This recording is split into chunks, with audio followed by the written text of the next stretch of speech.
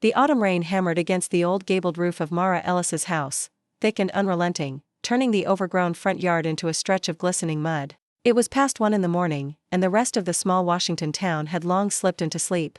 Mara sat hunched over her kitchen table, staring at a stack of crumpled utility bills, her mug of lukewarm tea growing colder by the minute. Running her unlicensed safe house out of this creaky century-old home had always been a gamble. Her savings were dwindling fast, and every month she wondered whether she would be able to keep the doors open for the kids no one else wanted. She had walked away from formal social work 2 years prior, burned thin by a system that too often failed the most vulnerable children. She told herself she could do better, even if it meant bending the rules. A sharp, insistent knock snapped her out of her weary thoughts. It was not the polite tap of a neighbor. 3 heavy raps against the wooden front door, then silence. No car engine rumbled in the driveway, no footsteps crunched away on the gravel. Curious and already on edge, Mara grabbed the heavy iron flashlight off the counter and crossed toward the entryway. She paused beside the door, listening hard. Rain roared down the gutters, masking almost every other sound. When she pulled the door open, cold damp wind bit at her cheeks. 3 small children huddled together on her porch mat, soaked straight through to their bones. Their thin jackets clung to shivering shoulders, hair matted with rainwater.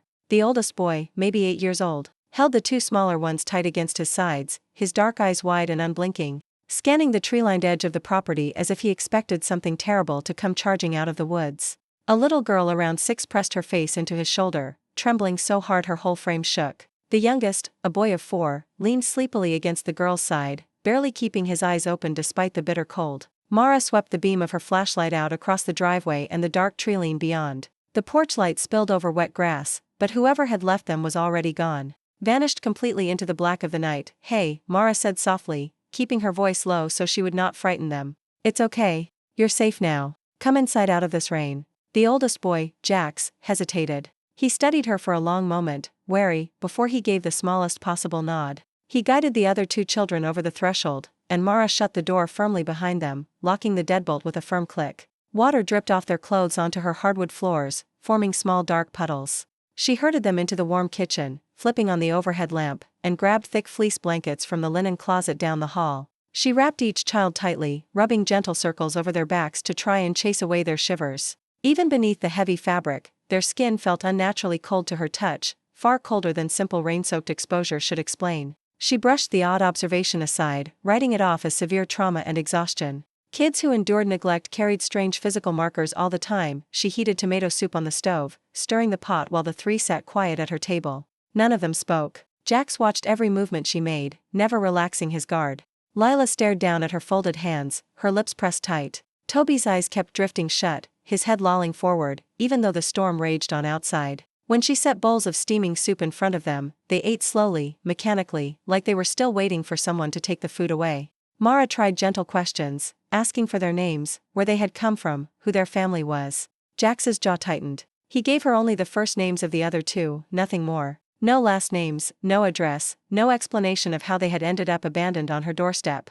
It was as if the rest of their story had been locked away somewhere deep inside him. Sometime after she had gotten them settled in spare bedrooms upstairs, she returned to the kitchen to clean their empty bowls. Beneath her front door, half hidden by the welcome mat, sat a plain manila envelope. No return address, no name scrawled across the surface. She tore it open. Stacks of crisp $100 bills spilled out onto the counter. Her breath caught in her throat. There was no note, no clue about who had left it. The money would cover her overdue bills and buy groceries for the children, but it terrified her. Someone knew exactly where she lived. Someone had left these kids here, and now they had slipped her cash. Mara walked to the kitchen window and pulled back the edge of the curtain. Rain streaked down the glass. Out past her fence line, among the shadow-heavy old-growth pines, something stood motionless in the dark. She could not make out clear features, only a tall, still silhouette partially swallowed by trees. It did not move, did not run. It just watched the house. A prickle of cold ran down her spine, unrelated to the storm. She stepped back from the glass, heart thudding in her chest. She had taken 3 mysterious, silent children into her home tonight. Whatever was out in those woods knew it. Her quiet, carefully balanced life had shifted irreversibly, and she had no idea what danger was already closing in around them all. Morning broke gray and damp, the autumn storm dwindling to a fine mist that hung heavy over the treetops surrounding Mara's property. Sunlight filtered thin through low-hanging cloud cover, never bright enough to burn away the chill inside the old house. Mara woke early, her sleep broken by restless fragments of the night before, and padded quietly upstairs to check on the 3 children. Toby was curled deep under his comforter, still dead asleep long after sunrise, his small body curled into a tight ball. Lila sat upright on the edge of her bed, wrapped in one of Mara's fleece blankets, staring blankly toward the bedroom window. Jax lay fully dressed atop his bedspread, eyes open, as if he had never closed them at all. Mara brewed coffee downstairs and thought over the envelope of $100 bills tucked inside her kitchen cabinet. The money solved her immediate financial stress, yet every time she glanced at it a knot tightened in her stomach. She could not deposit it into her checking account, not without raising red flags with the bank. She had stuffed it into a locked fire safe in her office closet, unsure what else to do. Whoever had left those children on her porch knew exactly what she needed. That kind of intimate knowledge felt like a violation. By mid-morning, she dialed Clara's cell phone. Her best friend picked up between shifts at the local clinic, background noise of beeping medical equipment humming through the speaker. Mara told her about the 3 new arrivals, leaving out the cash envelope and the shadow she had glimpsed in the pines. Some instincts warned her not to speak of those strange details over a phone line. Clara's tone shifted fast from warm concern to sharp caution. Mara, you can't keep adding more kids like this. You have no license. If Child Protective Services gets wind, they'll yank every child out of your house and shut you down for good, Clara said, her voice tight with worry. You don't know a single thing about where these 3 came from. What if they're running from something dangerous? I know the risks, Mara answered, leaning her forehead against the cool kitchen wall. But what am I supposed to do? Turn them away into the rain? There is nowhere else for them. The call ended with Clara promising to swing by after her clinic shift, though her frustration lingered in every final word. Mara hung up, aware her friend was right, yet unwilling to second-guess her split-second choice from the night before. The rest of the day unfolded in small, unsettling moments. Lila kept rubbing her arms, complaining that she could never get warm no matter how many layers she wore. Jax stayed within arm's reach of his siblings, scanning windows and doors every few minutes. When Mara tried to ask simple questions about family or past homes again, he clamped his mouth shut, jaw set, and refused to answer. Toby only roused for short stretches of time, then drifted back into heavy sleep. She chalked their odd rhythms up to profound trauma, though small doubts niggled at the back of her mind. Late in the afternoon, a police cruiser rolled slowly down her gravel driveway. Blue and red lights stayed dark, but Mara's pulse spiked the second she saw it.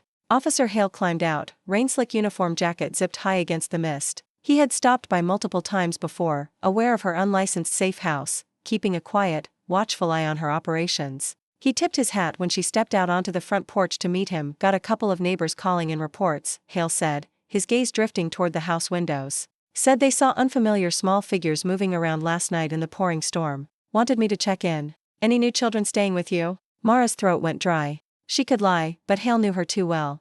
A lie would trigger official suspicion immediately. She admitted 3 new kids had arrived overnight, but held back the detail that they had simply been abandoned on her doorstep. She framed it as a temporary placement, said she was working to track down guardians. Hale's expression hardened. Mara, this cannot keep happening. You are skating along the edge of state law.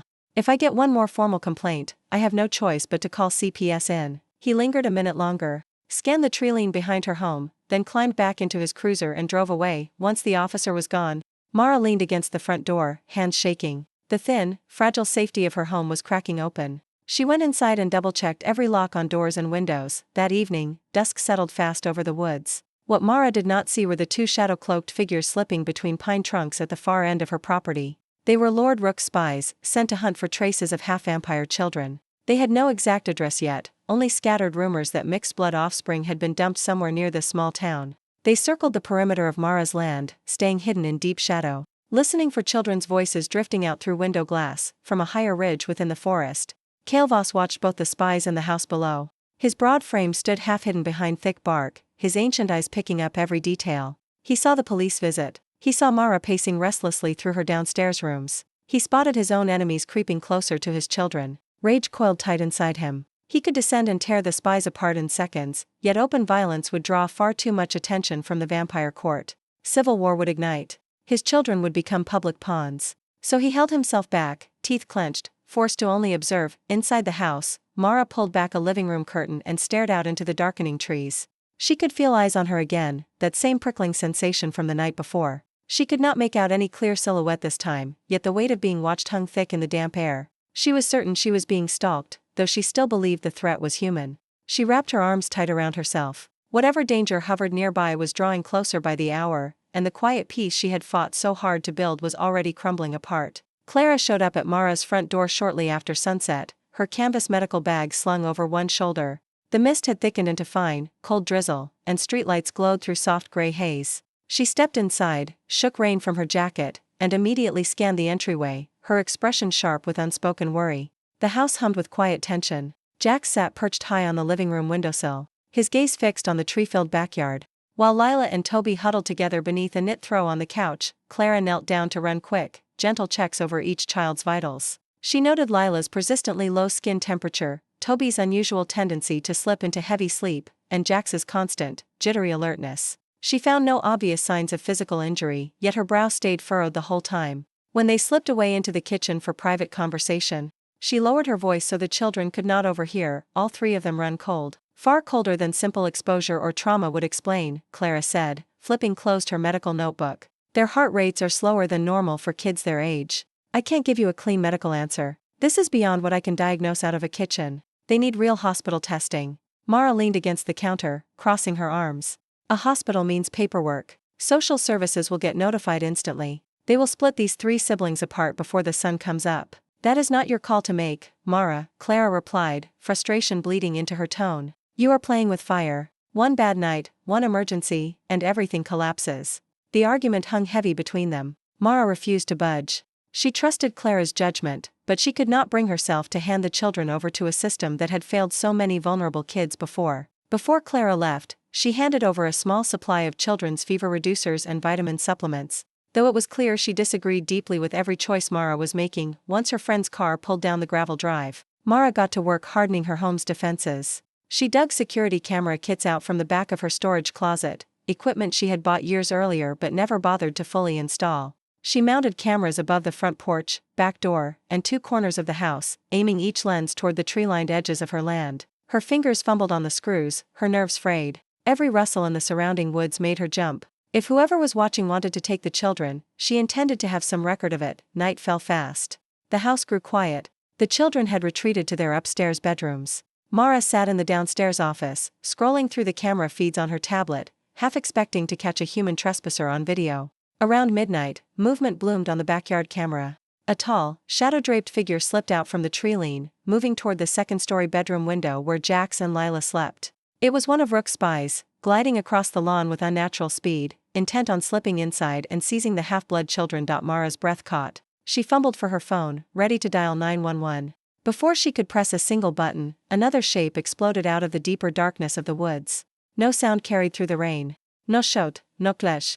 The intruder was seized mid-stride and hurled backward into the thick pine trees. Branches snapped. The spy vanished into the black forest, driven off. Mara only caught a split-second blur of broad shoulders and pale features before that second figure melted back into shadow as well. She rushed to the back window, pressing her palms flat against the cold glass. Nothing moved out there. No footprints were visible beneath the wet leaf litter. She replayed the security footage again and again on her tablet. The recording glitched heavily at the critical moment. Heavy digital distortion blurred both figures, leaving only fragmented frames of motion. There was no usable evidence for the police. All she knew for certain was that one threat had been chased away by another, equally mysterious force. Fear coiled tight in her chest. Whoever had been approaching the bedroom had not been a common burglar. No ordinary human could move that fast. Yet she still clung to the thought that this might all tie back to dangerous human traffickers, refusing to open her mind to impossible explanations. She paced her empty kitchen long after midnight, weighing her options. Call Officer Hale? If she told him what she had witnessed, without clear footage, he would write her off as overstressed and sleep-deprived. Worse, it would give him every reason to bring CPS crashing through her doors. She made her choice. She would not summon authorities. She would hold on to the children and protect them within these walls, no matter what closed in from the woods. It was a reckless, high-cost decision, one that chained her fate firmly to the three quiet kids upstairs. Outside in the black-cloaked forest, Cale stood among the trees. He had repelled Rook's spy, yet the effort brought him no peace. Every act of defense pulled danger one step closer to Mara's doorstep. He had kept his children safe for tonight, but he had dragged this human woman deeper into vampire court bloodshed she did not even know existed. Inside the house, Mara locked every deadbolt a second time. She turned off most of the lights, leaving only a dim hallway lamp burning. Somewhere out in the mist-soaked pines, more enemies waited. She had chosen her side, and there was no turning back from the risk she had just accepted. The gray, drizzly days blurred into one another after the backyard intruder incident. Mara kept the security system running around the clock, replaying saved clips each morning, though every time supernatural figures crossed the property lines the footage warped into static-filled garbage. She grew more cautious about letting the children step outside, limiting their time to short, enclosed backyard visits. Jax never relaxed, his eyes sweeping tree lines and rooftops. Lila huddled in thick sweaters and wool blankets, still perpetually cold. Toby slept through most of the daylight hours, stirring only for brief meals and quiet play. Mara continued to rationalize their odd biology as extreme trauma responses. Pushing the strangeness to the back of her mind, Clara stopped returning Mara's text messages for almost 2 full days. When she finally picked up the phone, her tone was distant and guarded. She reiterated that Mara's refusal to seek official help for the kids frightened her. If something terrible happened inside that house, Clara did not want to be complicit by knowing and staying silent. You're risking your whole future, Mara. Your house, your savings, every child you've ever sheltered. All for 3 strangers who won't tell you a single thing about their past, Clara said, her voice flat. I can't keep covering for you. If there's an emergency, I might have to make the call to CPS.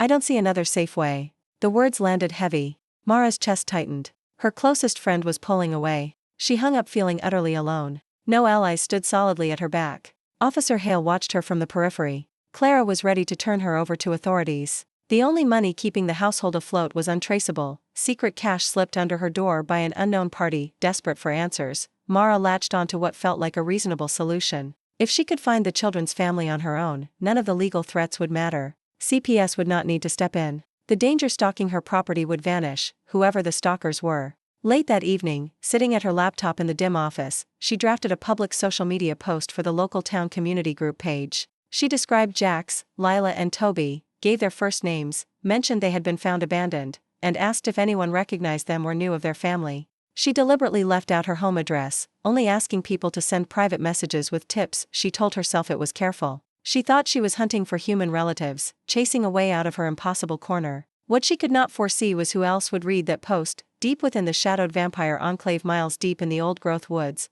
Lord Rook's human informant monitored local town social media feeds. The screenshot of Mara's post landed in Rook's hands within hours. For weeks his spies had only guessed the children were somewhere near this town. Now they had concrete confirmation. Rook's cold smile spread across his face.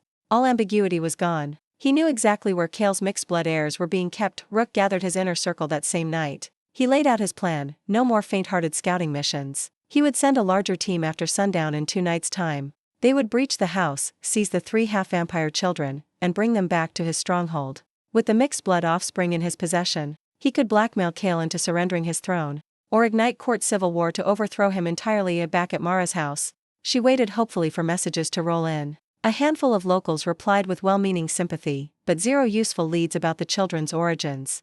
Most messages were generic offers of prayers or donations. No family came forward. She grew frustrated, confused why nobody recognized 3 small kids. She had believed opening this public thread would unlock answers, yet it yielded nothing, and unknowingly painted a bright target onto the walls of her safe house, out in the forest. Cale also saw the social media post. One of his own spies brought him the screenshot. Rage and dread twisted inside him. He understood exactly what Mara's misstep had done. She had acted out of good intentions, trying to solve her isolation, but she had handed Rook the confirmation he had hunted for. He paced beneath ancient pine boughs, his sharp senses drifting toward the warm glow of lights from Mara's house far downhill. He wanted to storm down, to break through her windows and scream the truth into her face. But revealing himself still risked exploding the vampire court order. If he acted openly, the entire enclave would fracture. He could only send word to his few loyal guards, ordering them to keep heavier watch over the property, to intercept Rook's forces before they reached the front doors. It was not enough. He knew it would not hold forever. Inside the house, late into the night, Mara paced the living room. The children slept upstairs. She refreshed her community group page again and again, still hoping for a tip. A cold prickle crawled over her skin, stronger than before. This was no ordinary sense of being watched. It felt like danger drawing close, tangible, pressing against every wall of the building. She walked room to room, double-checking locks, checking each security camera feed. The cameras still showed nothing, but she understood deep down that something had shifted. Something terrible had been set in motion because of her choice to post online. Her well-intentioned mistake had stripped away their last layer of secrecy. The threat was no longer just possible. It was imminent. The air hung heavy with quiet dread through the following day. Mara kept the windows covered with thick curtains, restricted the children entirely indoors, and cycled through her security feeds every handful of minutes. Her social media post sat dormant. No real leads had materialized, only scattered sympathetic comments. She kept telling herself she had done nothing wrong, that reaching out to the community had been her best shot at finding family for Jax, Lila, and Toby. Even so, a heavy, unshakable unease settled over every room of the house. Late that afternoon, weak gray sunlight filtered through the curtain gaps. Mara decided to brew hot cocoa for the children to lift their spirits. She left Jack sitting at the dining room table coloring with crayons, while Lila and Toby napped upstairs. She was only gone for 90 seconds, stepping into the kitchen to heat milk on the stove. When she hurried back, Jax was no longer in his chair. Panic exploded through her. She called his name, voice sharp and trembling. She checked the upstairs bedrooms, the bathrooms, every closet. Lila and Toby still slept soundly in their beds, but Jax was gone. The back screen door stood slightly ajar, pushed open just far enough for a small child to slip outside. The lock had not been broken, only left unlatched after earlier air circulation. Mara flew out the back door barefoot across the damp grass. She spotted Jax halfway across the backyard, frozen at the edge of the treeline. A tall man in a dark tailored coat stood before him, leaning down to grab the boy's wrist. This was one of Rook's lead operatives. His movements were impossibly fluid, too fast for any ordinary human. Jax bared small, sharp fangs in a terrified snarl, a reaction he could not hold back under pure stress. The sight stopped the agent for half a heartbeat. Mara screamed and charged forward. She threw herself between Jax and the stranger, shoving her body against his chest. The blow should have knocked him back, yet he barely shifted. Cold, inhuman eyes locked onto hers. For the first time in her life, Mara stared into something that could not exist within the world she knew. The man's grip snapped out, aiming to seize Jax's arm and yank him away into the trees. Before his fingers closed around the boy, another figure descended from the shadowed branches overhead. Cale hit the ground with barely a sound. He wore a long black coat, his features sharp, pale, and unobscured for the first time. He struck the operative hard, sending the man flying backward into a thick pine trunk. Wood splintered. The agent scrambled to his feet, realizing he faced their king, and fled deep into the forest without hesitation. Jax stumbled backward, pressing himself tight against Mara's side, his fangs retracting as his fear ebbed. Mara wrapped one arm firmly around the boy, her whole body shaking. She stared at the man who had just saved them. She could not deny what her eyes showed her. The speed, the unnatural strength, the cold stillness that clung to his frame. Ordinary people did not move like that. Ordinary men did not drop out of tree canopies to hurl grown assailants across a yard. Who are you? Her voice came out thin, barely louder than breath. Cale did not step closer. He kept several feet of wet lawn between them, his gaze drifting first to Jax, checking the boy for injury, before returning to Mara. Pain and ancient weariness lived in his expression. He still would not lay bare the full truth of his identity, not yet, but he could no longer hide entirely in shadow. They have come for my children, he said. His voice was low, resonant, carrying over the quiet wind. Mara's brain reeled. My children. The words echoed in her skull. Pieces started clicking into place, the endless cold skin, Toby's endless daylight sleep, Jax's hidden teeth, the anonymous cash envelopes slipped under her door. All the small, impossible clues she had spent weeks dismissing as trauma-related symptoms crashed together all at once. These were not just neglected foster kids. Something fundamental about them was different. Yours? Mara repeated, tightening her hold on Jax's shoulder. Confusion warred with protective rage. You left them on my porch in the middle of a rainstorm. You just watched from the woods while I cared for them night after night. I had no safe choice, Cale answered. If I kept them within my realm, my enemies would have murdered them long ago. Sending them away was the only way to keep them breathing.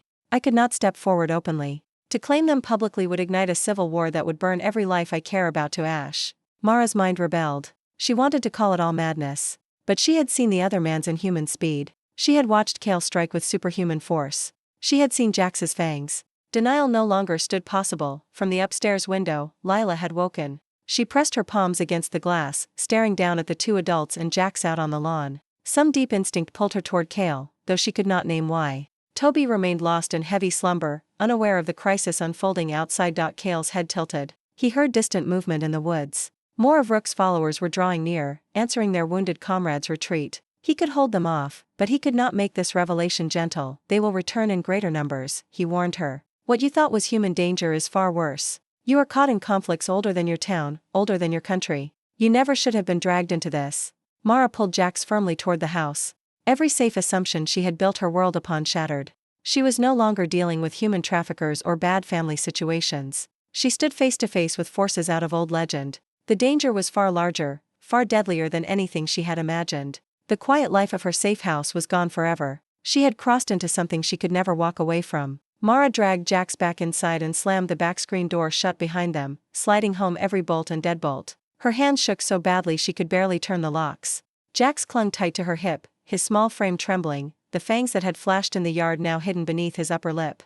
Upstairs, Lila stood at the bedroom window, her breath fogging the cold glass, still staring out toward the treeline where Cale had vanished. He had melted back into shadow the second he caught the sound of Rook's approaching followers, choosing not to push himself into the house. He would keep watch from the forest perimeter, but he could not walk through human doors, not yet. Mara herded all three children into the living room, piling thick blankets over their laps. Toby had finally woken, confused by all the tension rippling through the house, rubbing sleep from his eyes. She forced herself to breathe slow and steady for their sake, even as her own mind spun in chaotic loops. Everything she had understood about reality had fractured in a single backyard confrontation. The man who claimed to be their father was something not human. Enemies hunted them with inhuman speed and strength, and she was trapped in the middle, with nowhere to run. Before she could process what had happened, her phone buzzed insistently on the coffee table. Officer Hale's name lit up the screen. Her stomach dropped. She answered the call, keeping her voice low and controlled. A formal complaint had been filed against her safe house.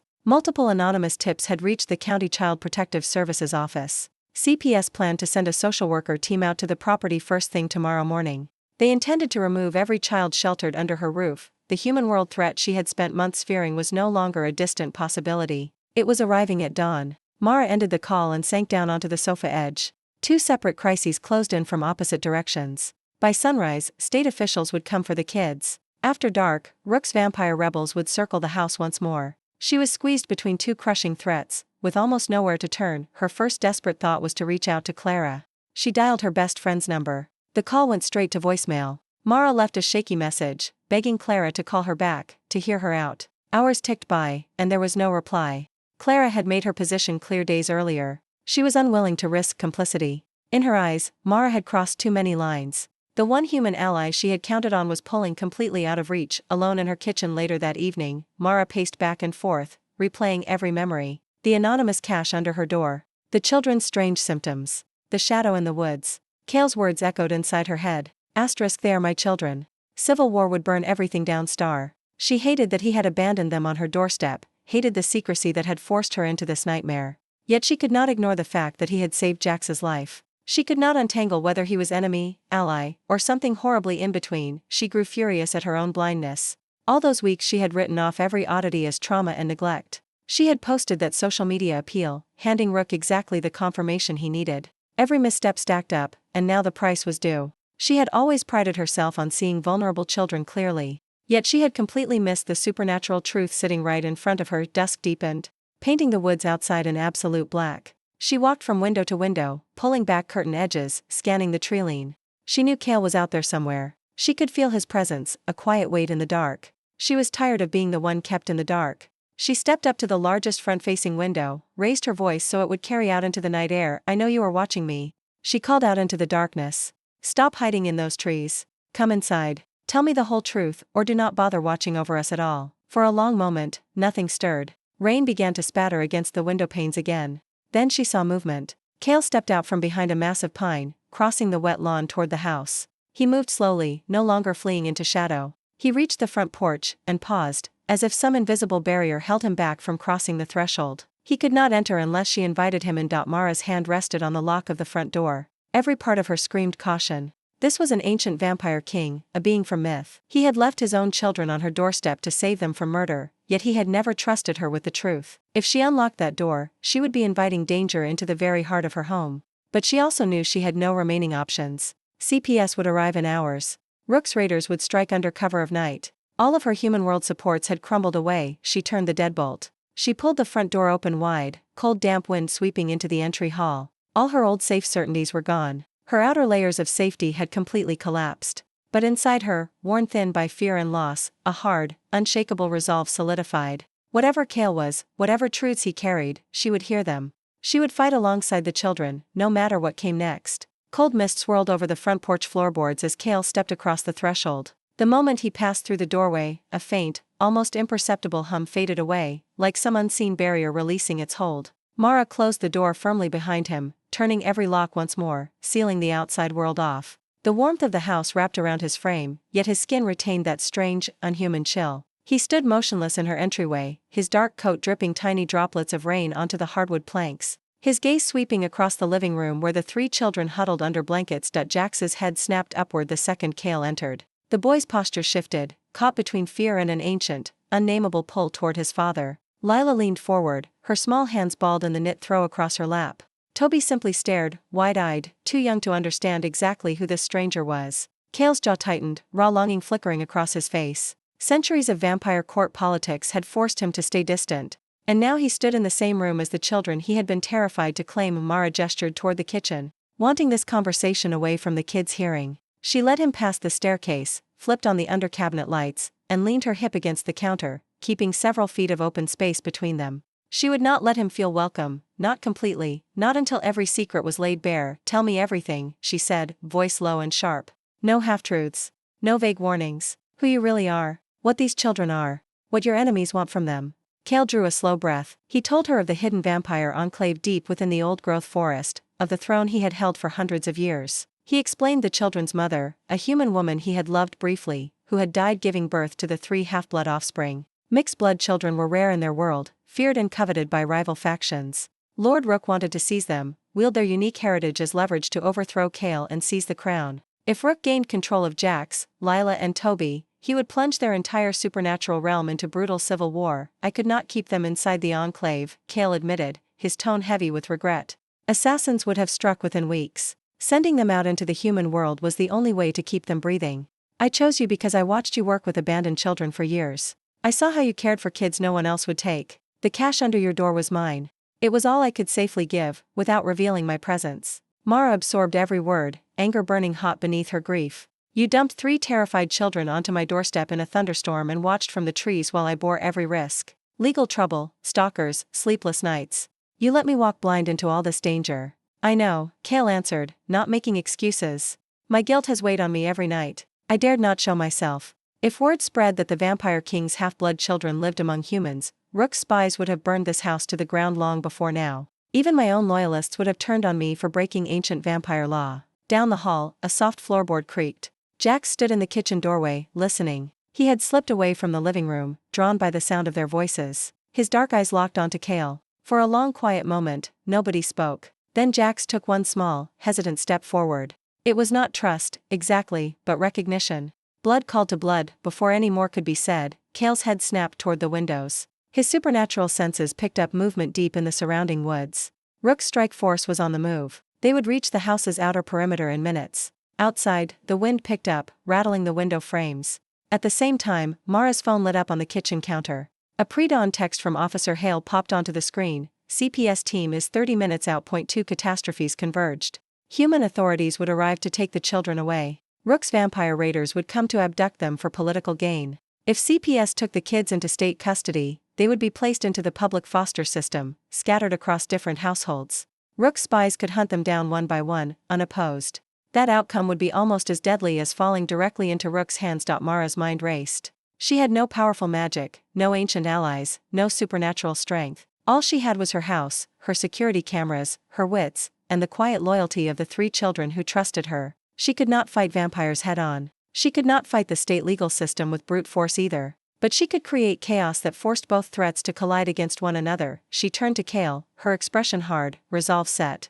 "I will not hand these kids over to anyone. Not CPS. Not your bloodthirsty court. But I cannot hold this house against both sides alone. If we work together, it has to be on my terms. You protect these children. You do not get to make all the choices for them. Their safety comes before your crown, before your vampire politics." Cale's cold, guarded composure fractured. Centuries of kingship had taught him to command, to give orders, to solve problems with power. No human had ever laid conditions upon him. Yet he saw the truth in her words. He could not save his children without her. He gave one slow, heavy nod. "Your terms," he agreed. The fragile alliance snapped into place. Power balances shifted in that kitchen. The human woman and the vampire king stood side by side for the first time. But Mara understood this truce was fragile. Trust had not magically bloomed. Fear and suspicion lingered between them. Outside in the dark trees, Rook's raiders drew steadily closer. Somewhere down the county road, the CPS vehicles were closing in. There was no time left for hesitation. Panic hummed in every corner of the house. Minutes ticked away, each one bringing Rook's raiders and the CPS convoy closer. Mara moved fast, barking sharp, quiet instructions. She sent Jax to herd Lila and Toby into the basement, a cramped, concrete-walled space with a heavy steel-reinforced door she had installed years earlier for storm safety. The children obeyed without argument, picking up on the raw urgency in her voice. Cale stood at the front window, his senses stretched thin, tracking multiple shadow figures sliding through the treeline. Mara grabbed her tablet and pulled up the security camera feeds. Most cameras would glitch when vampires crossed their field of view, but the motion alert notifications still fired. Red warning markers popped up one after another on the property map, showing hostiles circling the outer fences. Rook's team spread out, surrounding the house, cutting off every possible escape route. "We cannot fight them all inside these walls," Kale murmured, his voice low. "My loyal guards are coming, but they are still several minutes behind Rook's advance party." Mara's mind raced over her limited options. If they stayed trapped inside, they would be crushed between two forces. CPS would break through the front door and take the children, while Rook's vampires would strike the second the state workers left with the van. There would be no second chance. Then her phone buzzed again. It was Clara. The text was short, guilt-ridden, and urgent. "I know I pulled away. I saw CPS dispatch alerts. I am 5 minutes from your driveway. I don't agree with your choices, but I won't let you face this alone." Relief flooded Mara. Her oldest friend was coming back. It was not full reconciliation, but it was critical backup. When Clara's car headlights swept up the gravel drive minutes later, Mara unlocked the side door just long enough to pull her inside. Clara's face paled the instant she laid eyes on Cale, taking in his unnatural stillness, his cold aura. She had not believed in monsters until that moment. "I saw the social worker paperwork," Clara whispered, clutching her medical bag tight against her chest. "County records say they intend to separate the 3 kids into different foster homes." That detail landed like a blow. Separation was exactly what Rook's spies would exploit. Mara glanced toward Cale, and a new plan began to solidify. They would not stand and defend the house. They would divert. Clara would create a distraction for the arriving CPS team. She would give them a modified, partial statement, confirming that 3 children had stayed in the home overnight, but would deliberately misdirect their search, buying narrow time. Meanwhile, Mara, Cale and the children would slip out through the old forgotten root cellar exit, a rusted metal hatch buried beneath overgrown ivy at the far back of the basement. It led out into thick, untamed woodland, away from the main driveway. Before they could move, Cale's posture turned rigid. He picked up sounds no human ear could catch. Rook himself was among the raiders. "The rival vampire lord had come in person." "He is here," Cale said, his tone sharp with warning. "Rook holds one final trump card. He has captured 2 of my loyal guards. He means to use their lives to force me to surrender the half-blood children. If I refuse, he will kill them before my eyes." Mara's stomach twisted. Rook would not just abduct the kids. He would weaponize hostages to break Cale's will. The stakes climbed higher still. There was no clean, easy way out. Every choice carried a steep cost. Clara drew a shaky breath and squared her shoulders.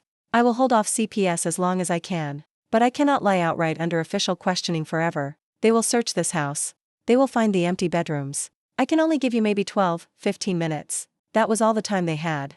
Mara hurried down the basement stairs. She found Jax, Lila and Toby huddled together in the dim light, quiet fear written across their small faces. She knelt down to meet their eyes. "We have to leave quickly, through a hidden door," she told them softly. "It will be dark and muddy outside. Stay close to me and to him." She nodded toward Cale, who had followed her down the steps. "We are keeping you safe, but we have to run right now." Jax gave a small, solemn nod. Lila reached out and wrapped one tiny hand around Mara's wrist. Toby clung to Lila's sleeve. Cale's gaze softened as he looked upon them, yet his jaw remained tight. He knew if this escape failed, he would lose everything he fought to protect. Upstairs, headlights flooded the front windows. Multiple vehicles rumbled into the gravel driveway. CPS and Officer Hale had arrived. Heavy boots crunched on the front porch. A firm knock echoed through the whole house. Clara shot Mara one last nervous look. She smoothed her jacket, walked toward the entryway, and pulled open the front door to greet the officials. While human voices rose in the front of the building, Mara pried loose the rusted bolts of the root cellar hatch. Damp earth-scented air washed over them. The narrow opening led out into shadow-choked woods. Their only path to escape lay ahead. The final confrontation could no longer be avoided. Cold mud sucked at Mara's boots the moment they climbed out of the root cellar hatch. Pre-dawn gray barely seeped through dense pine boughs, painting the forest in murky half-shadow. Cale moved ahead of the group, his body coiled, every sense scanning for ambush. Jax gripped Mara's free hand tightly, while Lila carried the sleepy Toby pressed against her side. Branches scraped against their jackets, and damp pine needles tangled in the children's hair. Behind them, faint voices carried from the house, CPS social workers and Officer Hale, talking with Clara. The diversion was holding. But every passing second chipped away at their narrow window of time. They had not traveled more than 100 yards into the trees when figures stepped out from behind massive trunks. Rook and his raiders blocked their path. 2 bound vampire guards knelt on the leaf-strewn ground at Rook's feet, throats bared, restrained by thick silver-infused chains that burned their skin. Rook's cold smile glinted in the dim woodland light. He had not chased them. He had simply circled around, waiting for them to run straight into his trap. At last, Rook purred, his eyes locking onto the 3 half-blood children.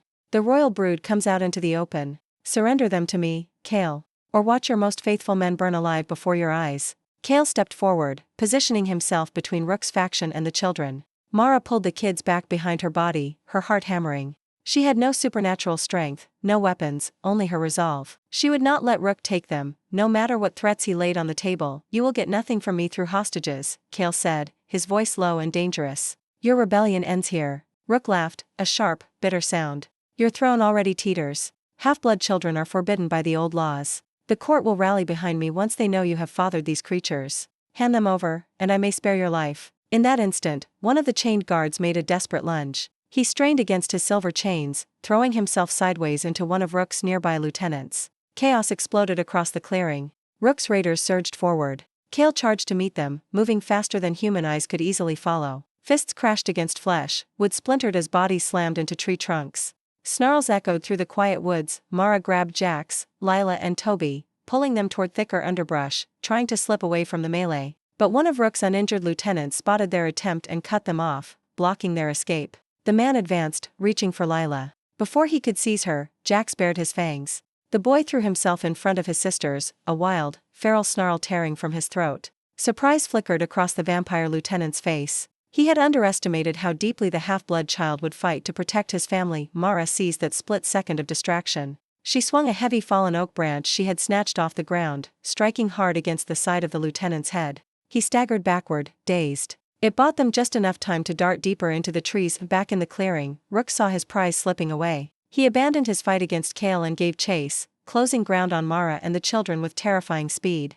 Kale saw Rook break off and sprinted after him, the battle with the other raiders left unfinished. The 2 vampire lords collided mid-stride, crashing into a thick pine trunk. Bark and needles showered down all around them. Their fight shook the surrounding forest. Dawn's first faint pale light spilled over the distant mountain ridge. Sunlight began filtering through gaps in the canopy. For vampires, that growing glow brought burning pain. Rook's skin began to smolder where thin rays touched him. He snarled, distracted by the rising day. Kale bore the light better, yet even he could not stand unshielded for long. Trapped by the advancing sunrise, Rook knew he could not complete his abduction. In a final act of spite, he hurled a jagged shard of broken wood toward the children. Kale threw himself between them. The fragment sliced deep across his upper arm, dark blood welling beneath his torn coat. Roaring in frustration, Rook was forced to retreat with his surviving followers, vanishing into the deepest, shadow-thick parts of the forest before full daylight broke. The immediate threat was driven off. The chained loyal guards had escaped during the chaos, though both bore painful silver burns. But victory came with heavy cost. Kale sank down onto one knee, clutching his wounded arm. The children clustered close around him, frightened by the sight of his injury. Jax tentatively reached out and rested a small hand on his unhurt shoulder. Mara knelt beside Kale, pressing folded fabric from her jacket against the deep gash to slow the bleeding. Some distance behind them, they heard vehicle engines pull away from her house. Clara's diversion had run its course. CPS had searched the empty building and departed. They would file official reports. Mara's unlicensed safe house was finished, permanently. Her old life was gone. Rook had fled, but he was not destroyed. He still lived, still commanded loyal rebels within the vampire court. The main danger was temporarily beaten back, yet it was not truly dead. Mara looked down at the 3 exhausted children, then at the wounded vampire king beside her. They had survived this night, but hard choices still loomed ahead of them all. Golden soft daylight spilled through pine treetops, painting long streaks across the forest floor. The worst of the nighttime chaos had faded, yet no easy peace waited for them. Kale's arm throbbed beneath the makeshift cloth bandage Mara had pressed to the wound. The sharp burn of sunrise kept him weak and slow. He could not stay exposed to open sunlight for many more hours. Jax, Lila and Toby huddled close, worn thin by terror and running. None of them had slept through the whole ordeal. Mara sat back against a broad tree trunk, breathing slow, trying to process everything that had broken apart over these long hours. Her safe house was gone. Months of careful work, the home where she had sheltered so many forgotten kids, was finished. Official county records would mark her as violating state foster care rules. She could never go back to operating an unlicensed children's home again. That chapter of her life was closed for good. Loss settled heavy inside her, but regret did not. She would make the same choice all over again to protect these 3. Clara found them an hour later, hiking along overgrown woodland trails. She had locked up Mara's house, collected essential bags and medical supplies, and slipped away before any county officials lingered to question her further. Her boots were caked with mud, and her face carried the weight of everything she had witnessed. She knelt first to check Kale's wound, hand steady despite her lingering unease around a vampire king. She cleaned the gash as best she could with limited supplies, rewrapped his injury, and did not waste words on fear. The old friendship between her and Mara was mended, scarred, but intact. They could not remain out in the open woods. Kale explained there was a small, hidden secondary dwelling deep within vampire territory, a sun-shielded stone cottage built centuries ago, concealed beneath thick evergreen canopy. It was not the main royal enclave where court politics festered, so Rook's influence was thinner there. It offered shelter for the children, a place to breathe and plan. But stepping into supernatural lands meant Mara would leave her familiar human world far behind. Mara weighed the choice. To follow them into that hidden valley would mean trade-offs. She would not have her old house, her old routines, or the simple quiet human life she had once cherished. Yet if she stayed behind, the children would be pulled entirely into vampire society. They would grow up without the warmth, soft humanity she had given them. She could not bear to walk away from them. These children needed both worlds. They needed Kale's protection against vampire court violence, and they needed the gentle human care only she knew how to give. That afternoon, they traveled deeper into the old-growth forest. The stone cottage came into view at last, low-walled, wrapped in shadow-giving trees. Thick climbing ivy covered its stone walls. Heavy shutters blocked direct sunlight. Inside, fireplaces cast warm golden light across worn wooden furniture. For the first time since that rainy midnight when the children appeared on her porch, everyone could stop running. In the quiet days that followed, hard negotiations unfolded. Kale reached out to remaining neutral voices within the vampire court. Rook remained at large, his faction diminished but not destroyed, so lasting vigilance would always be required. New rules were forged for the half-blood children. They would not be used as political pawns. They would split their time, living within the sheltered cottage, learning the truths of their vampire heritage from their father, while Mara stayed to raise them, teaching them human kindness, human boundaries, and how to navigate both worlds. Kale agreed he would never again make major choices for the three without hearing Mara's voice first. The anonymous cash envelopes belonged to the past. Now they built a life together openly. Mara grieved for her lost safe house. She mourned the work she could no longer do in human society. But her character had shifted. Compassion still burned in her, yet her naivety was gone. She understood evil lived in both human systems and supernatural courts. She learned to draw hard lines, to demand respect, to see danger long before it closed in. She was no longer just a social worker running an unlicensed shelter. She stood as equal partner in raising these rare half-blood children. Bridging two separate worlds, Clara visited from town whenever she safely could, bringing medicine, news of the human world, and quiet companionship. She kept their secret, bound by loyalty. Back in town, Officer Hale and County CPS closed their active search for the missing children. Without solid evidence, without witnesses, their case stalled out. They would never know what really happened out among the pines. One cool rainy evening, weeks after the forest battle, Mara stood on the cottage's covered porch. Rain drummed against wooden roof beams, echoing the storm from that fateful first night. Through the windows behind her, she could see Jax teaching Toby simple games by the fire. Lila sat curled beside Kale, letting him brush gentle fingers through her hair. It was not a perfect happily ever after. Rook still lurked somewhere out in the dark, a threat that might resurface years later. The children carried the weight of their mixed blood. Mara would never again have the ordinary human life she once dreamed of. Pain and sacrifice lingered in every corner of their new reality. Kale stepped out onto the porch beside her. He did not press for grand romance, made no sweeping promises. He simply leaned against the porch rail, his injured arm mostly healed. "I never expected to find this," he said softly, watching the rain fall. "A life beyond crown and conflict." Mara gazed out into the mist-filled treeline. She thought of the frightened, soaked children left on her porch all those weeks ago. She thought of all she had lost, and all she had gained. "Neither did I," she answered. Somewhere in the dark woods beyond the cottage, shadows moved. But tonight, they were safe. Tonight, they had each other.